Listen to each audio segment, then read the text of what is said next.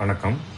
இன்னைக்கு நம்ம பக்கத்துல குடி போதையை நிறுத்தின உடனே திரும்ப அந்த குடி போதையை எடுக்கணும் அப்படின்ற ஒரு தூண்டுதல் உருவாகும். அந்த தூண்டுதல கிரேவிங்ஸ் சொல்லுவாங்க. அந்த கிரேவிங்ஸ், அந்த தூண்டுதல் வரும்போது அதை எப்படி நிதானமா கடந்து வரணும் அப்படின்றத இன்னைக்கு நம்ம தெரிஞ்சுக்கணும். சரி, அந்த மாதிரி குடிக்கணும், மீண்டும் போதை பண்ணணும் அப்படின்ற எண்ணங்கள், அந்த தூண்டுதல்கள் வரும்போது ஒரு வாக்கிங் போயிட்டு வரலாம், ஒரு நடைப்பயிற்சியோ, அழகா நடந்து போயிட்டு ஒரு 2 கிலோமீட்டர் 3 கிலோமீட்டர் அழகா நடந்து போயிட்டு வரலாம் ரிலாக்ஸா. இல்ல வயிறு நிறைய தண்ணி குடிக்கலாம்.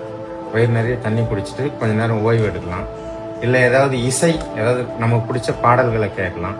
இல்ல ஏதாவது ஒரு விளையாட்டு, ஏதாவது ஒரு கேம்ல நம்ம கலந்துக்கலாம். இந்த மாதிரியான பயிற்சிகள் மூலியமும், அதுக்கப்புறம் ஏதாவது புத்தகங்கள் படிக்கிறது, அந்த மாதிரியான பயிற்சிகள் மூலியமா அந்த கிரேவிங்ஸை அது நிரந்தரம் கிடையாது, தற்காலிகம் தான். அது வரும்போது அதை எப்படி சமாளிக்கணும் அப்படின்றதுக்காக தான் இந்த மாதிரியான விஷயங்களை நம்ம ஃபாலோ பண்ணணும். இந்த மாதிரியான விஷயங்களை நம்ம கடைபிடிக்கும் போது அந்த கிரேவிங்ஸோட தூண்டுதல்ல இருந்து கொஞ்சம் நம்ம விலகி இருக்க முடியும். அது நிரந்தரமானது கிடையாது. இப்ப கடல் அலைகள் மாதிரி தான். கடல் அலைகள் வரும்போது நமக்கு பயமா இருக்கும், நம்ம அப்படியே பின்வாங்குவோம், அலை நம்ம அடிச்சிருவோம். ஆனா நிதானத்தோட அந்த இடத்துல அமைதியா பொறுமையா இருந்தோம்னா அந்த கடல் அலை பின்வாங்கி போடா மாதிரி அந்த தூண்டுதல்ன்றது வரும்போது அதிகமா நமக்கு தெரியுமே தவிர, நம்ம கொஞ்சம் நிதானமா அதை ஹேண்டில் பண்ணோம்னா அது நம்மளை விட்டு அந்த தூண்டுதல்கள் போயிடும். அதனால அந்த தூண்டுதல்கள்ல இருந்து வெளியில வரத்துக்கு நம்ம உண்டான முயற்சி நம்மளும் எடுக்கணும்.